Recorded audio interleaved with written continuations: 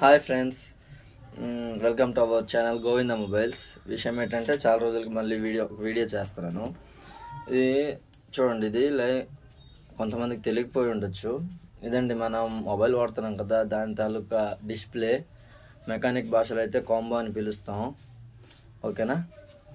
ఈ డిస్ప్లే వచ్చేసరికి model number బట్టి డిస్ప్లే స్ట్రక్చర్ అనేది మారిపోతుంది. ఇక్కడ ఒకటి కానీ రెండు కానీ ఉంటుంది, వెనక్కి కూడా కొన్ని ఉంటాయి. అయితే ఇది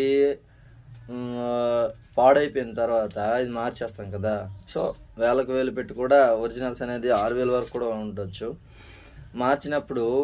మార్చిన తర్వాత మొబైల్ అనేది ఎలా యూజ్ చేయాలి అనేది చెప్తాను. కొన్ని జాగ్రత్తలు చూసుకోండి. అయితే ఇదిగోండి, వేసిన తర్వాత ఈ విధంగా ఉంటుంది.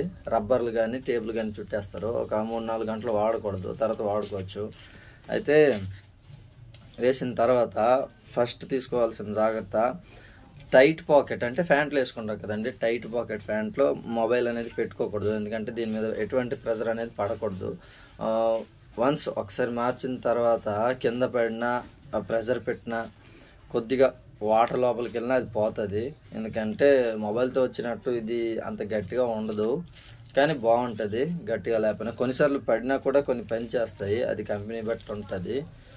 ఓకే ఫ్రెండ్స్, జాగ్రత్తగా వాడుకోండి. ఎందుకంటే విరిగిపోయిన తర్వాత కూడా మనం ఇలా బాగు చేయించుకుంటాం, చాలా డబ్బులు అనేది ఖర్చు పెడతాం కాబట్టి జాగ్రత్తగా వాడుకోండి. ముఖ్యంగా టైట్ పాకెట్లో పెట్టినప్పుడు జాగ్రత్త. ఓకేనా?